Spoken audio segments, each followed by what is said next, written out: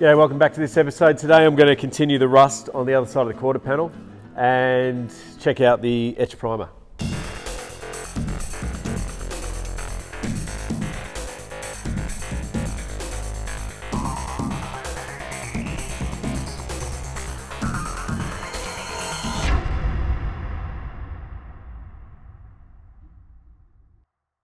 Yeah, I've come back in today, a week later after doing the midnight run on the Etch primer. Yeah, it's not too bad. The coverage is a little bit thin on the other side, just due to the light, but in general, you know, it's pretty well covered, so it should protect it from the rust. So I'll just give you a bit of a look around. So yeah, this is it in the daylight. So this side's definitely got a more even coat on it. The roof is pretty well covered, and inside of these sort of inside quarter panel sections there were the main areas that I wanted to get, because you know it's hard to sort of get in there and strip paints. Don't want to have to go in there and do all that again. All the lower section's pretty good too. Nice even coverage. I'll probably need to shoot some under there. I wasn't too sure if I got it. Yeah, I probably need to go up there today and do a little bit more up there. And also along this section here. As I'm going along, I'm just going to break it up into sections. At the start, I thought that, you know, you'd have to sort of do all this in one hit, but there's nothing wrong with priming stuff as you go along and leaving the rest painted. You know, there's no point exposing it if it doesn't need to be worked on. You might as well save yourself the effort and the elimination of rust, and just keep the old paint on it until you're ready to go. These guards, the inside of the guards, as I said before, are pretty good, so I don't think I will strip them back. I'll just give them a bit of a sand and a clean, and then just run some primer over them.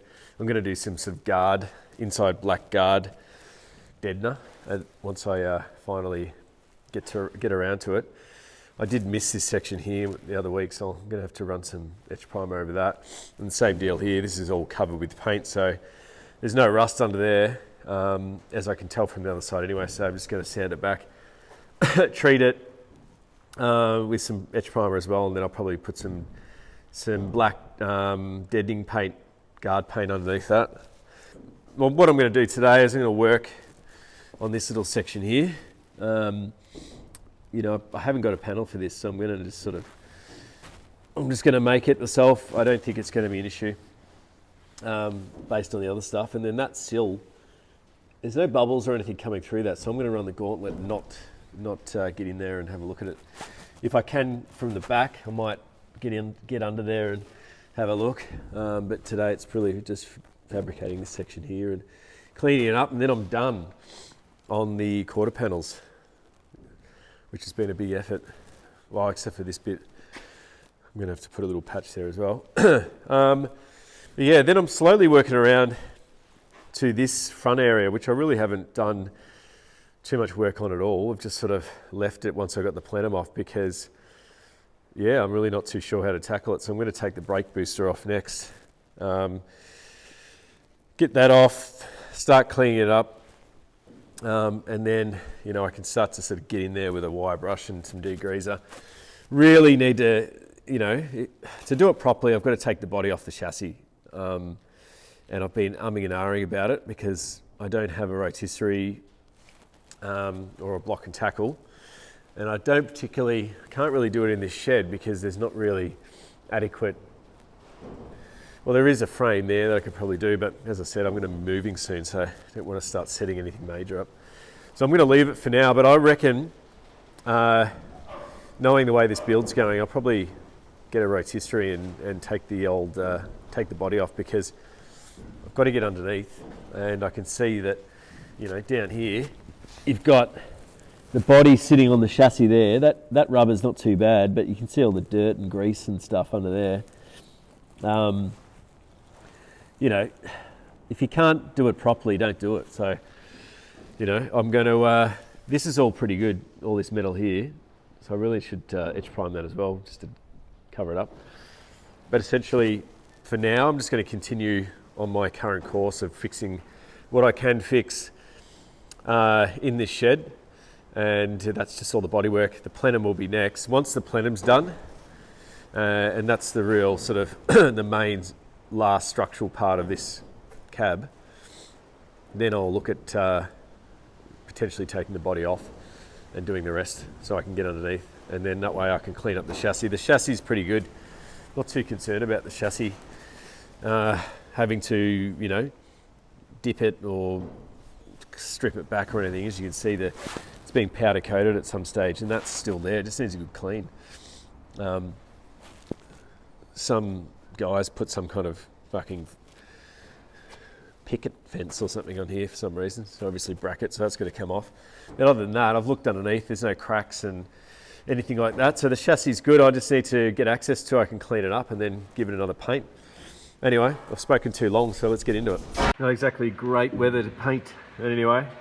All right, so I've taped up. I've decided I'm going to do the insides of these lights, even though I haven't stripped all the paint back to bare metal. It's pretty much, there's no rust or anything in there, and it's rough. So the primer will adhere to that. I just can't really get right in there anyway without sandblaster, and so, you know, I'm just going to put it in there. It's not going to really matter because it's going to be hidden anyway.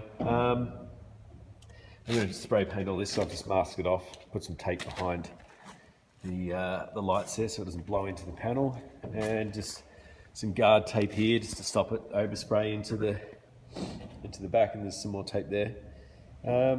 I just scuffed up the inside of the paint in there, so yeah, it's not you know, 100% bare metal, but as I said, it's not going to matter because there's no rust or anything in there. Just want to seal it and get it nice and neat. If I need to, I can come back and tidy it up later. I've just spent a couple of hours doing the nose cone. So I've done previously, I've burnished this back, but I still had a lot of paint underneath. And all in these tight areas here, so all down here, it's, if I was going to recommend to get anything sandblasted, to be this. So, you know, this is the first build, so you always do it tough, and removing all the paint by hand is certainly doing it tough, and I will never be doing it again this way. So, but you know, you learn the hard way. So yeah, that's all ready to go. It's all bare metal through a combination of wire wheel and drill bits. Then I've just deoxed it. As you can see, it's got that sort of bluish tone on it, which means that it's pretty much deoxidized, and anything that was on there would now be dead, you know, as far as rust goes. And then just clean it off with the prep wash, and just got a tack rag, and she's pretty much ready to go. And then just is underneath this guard, it was a bit light on. I missed a couple of bits last week, so I'm just going to touch those up as well. The other guard is done, it's just sitting over there. So I'll get stuck into those, and then we'll move on to this patch repair.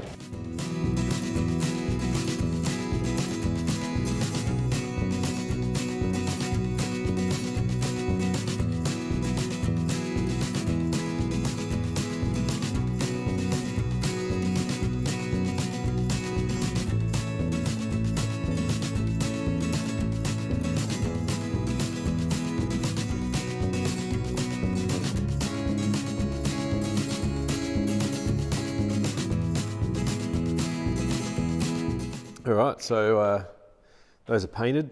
Came up all right. I did a heavier coat this time. I put the PSI down to around about 20, so it was a bit wetter. Yeah, I mean, it came up all right. You're not supposed to do etch primer that thick, so, but I did notice that the one on the quarter panel was, you could still see sort of swirls of metal through it, so it was quite thin, so I just decided to do a little bit thicker. Yeah, the whole etch primer debate continues. I know that everyone's been commenting about epoxy and how it doesn't, etch primer doesn't hold body filler. However, I don't know why they would make etch primer if you couldn't use it with anything else. It doesn't make any sense. I mean, it's a pretty much obsolete product if you can only put it on metal and then have to take it off again. So clearly it was used once, and you know, being a base layer, everything has to go on top of it. So I'm going to be the test case here to prove that theory correct, and and apply body filler over the top. Keeping in mind, you have to scuff it up. That is the crucial point here. This back section's come up quite nice. Once you get it quite heavy, got right underneath that lip. So it's all saturated. Yeah, so that's ready for transportation now. And someone was telling me you don't have to do the back tray because it's actually galvanized steel, so it doesn't rust. So, I mean, I still have to take it back, but what I'll do is I probably won't take it all the way back to bare metal. I will sand that back into a point where I'm happy with it when time comes, and then I'll apply that primer and then some of that, they call it gator paint or something. It's quite a harsh epoxy rough surface, and it looks quite good in tubs and stuff. So that will be the thing that I use for that. Okay, now that I've finished the primer on the nose cone and the other guard, I'm going to start tackling that little rust section down on the other side of the quarter panel. It's only a little bit, so I haven't bought a panel or anything. I'm just going to fabricate that little section and then do the internals as well.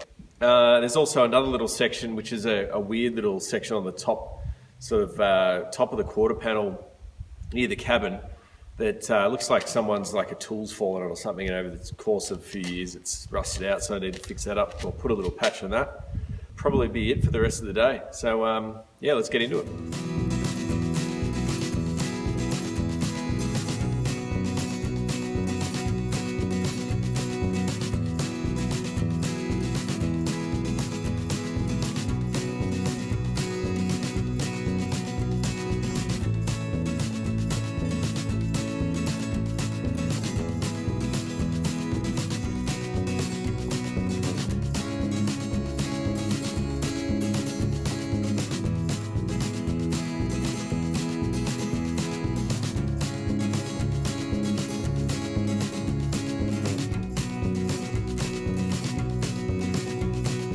Alright, so I'll just take this off. This is this inside section here that I've fabricated. So similar to the others that I've done.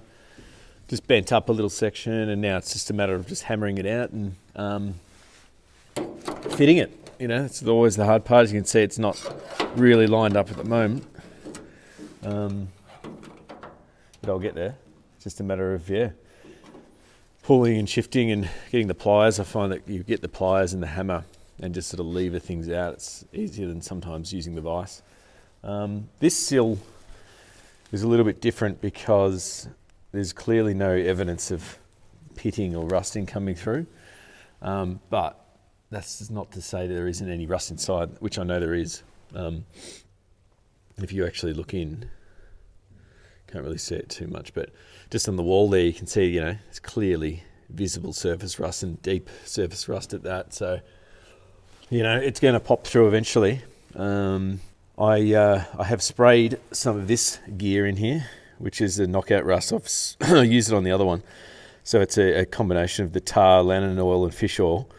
It's a good old school recipe. Apparently it's been used for years. So I read on a few forums that a lot of people use it.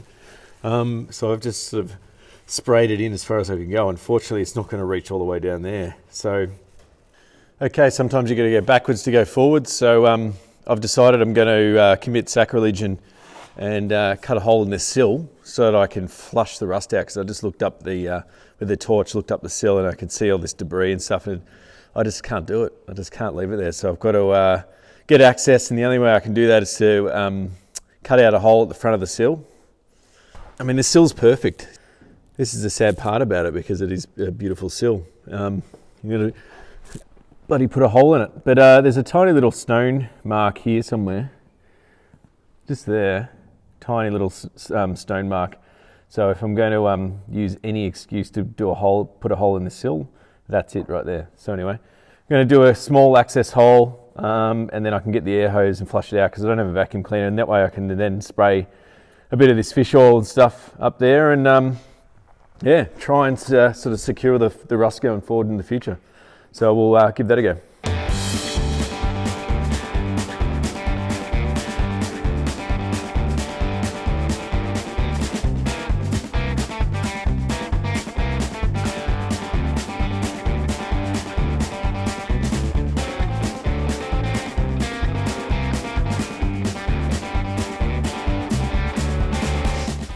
Alright, so here's the access hole. Just with the etch primer on the front, and you can see with the rust. I mean, that's got quite a bit to go. The sills being 1.6 mil are a bit thicker than the body, which is 1.2 mil. So, I mean, that could take years and years to get through, but you can see it's definitely there, and it'll just keep on eating that away if it's not treated. So you can see all the shit inside it that's fallen off the sides over the years.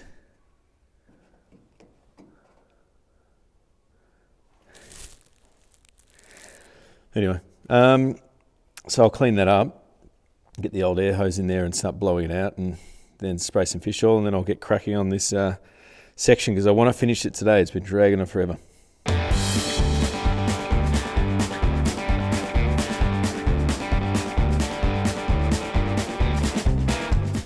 So when you're in the middle of nowhere, you've got to start getting innovative and adventurous with your techniques of how to fix stuff. So, because I don't have a vacuum cleaner here, I want to get rid of this soot.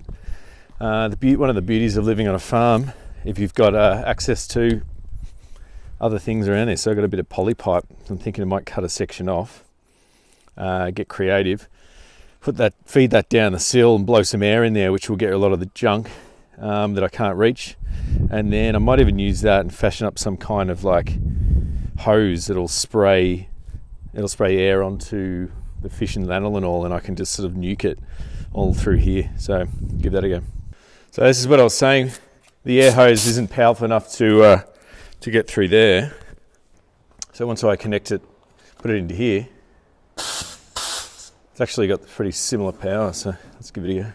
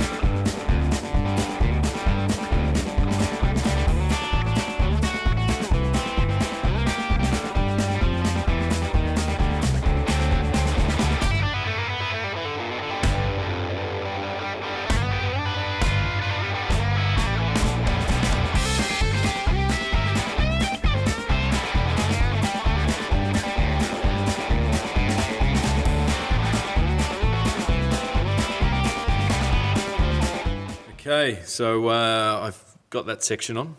It's the same as usual, just welded around there, plug welded, and just did a seam weld along here. Ground it off, didn't go too flush with the grind because it's going to have that deadener over the top anyway, so you won't even see it. So I'm pretty happy with that, gone inside there, ground it back. So now I'm just going to do the skin off the original piece, which is here. The hollow section in the middle is where I did the previous cut, just to have a look. So yeah, goes like that, sort of wraps around like that. So I found that the best way to sort of get these panels when you're trying to do an existing part is I just sort of grab them and flatten them out with the hammer, and then I've sort of got a template that I can trace around, and I know it's going to be exactly the same. So this one was pretty eaten out.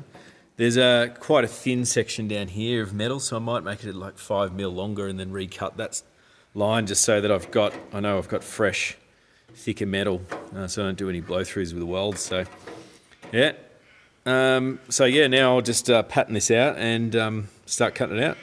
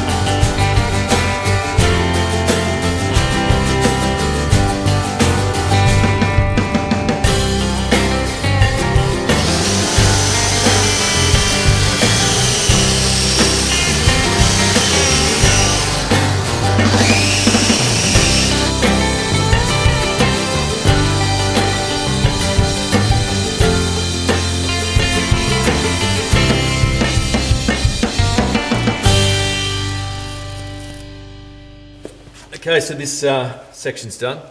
The world's worst torch, but I've run into the night again. Missing daylight savings, I tell you, with all this stuff. So this is the patch I made in the end, and obviously with the internal stuff as well. It's not as clean as the rare spares one, but you know, for the whole section, I didn't really need to spend $75 just for this tiny bit. So I'm just going to keep hammering and dolling in it, but I've run out of time at the moment. So yeah, it's just a little bit rounded and probably a little bit skewy here. But all in all, it's not too bad. With a little bit more work, I can just blend it in, and then the body filler will take care of the rest. So that's it. That's the final little section on that quarter panel. So the next big task is the cowl of the plenum. I know I made a video 7. I actually went through and you know, showed you how to actually take the plenum off, which was a real bitch. But now it's come time to actually replace that. I won't be able to fix the original panel because it's just too rusted out. So it's a bit of a big hit to the budget because it's $585 for a new panel from Rare Spares. And I just have to get it. So I don't know too much about the fitting, but I've heard that they're pretty good. Obviously you're going to have to get the guards and everything on there, so you know, you can get the nice joins happening, because it's sort of quite a crucial part to having some nice join lines around the door and to the guards. So underneath that, there's a lot of rust that needs to be fixed, so I'll just fabricate those sections. But anyway, that's the next big job, and then once that's done, it's the floor, and then I'll move on to the doors. And then, yeah, hopefully, you know, things will speed up soon. I know it hasn't been the greatest. It's been a month since the last video, and that's purely because, as I mentioned last time, you know, I purchased a property and I've just been flat out trying to organise that. So once I am up there, which will be in a month, I can start churning out the videos, and you know, instead of driving 2 hours to get to this ute up and back, it'll be 20 metres away, so I can just wander out and, you know, do little bits of pieces here and there, and hopefully, you know, this will speed up the build a lot more, and also I can get a lot more content out, hopefully, you know, 1 episode a week, if not more. So anyway, that's it for this episode. Hope you liked it. So it wasn't the most amazing episode, but you know, it all has to be done. So, and if you haven't yet, hit subscribe and join the channel, and I'll deliver some more content hopefully in the next couple of weeks. All right, till next time. See ya.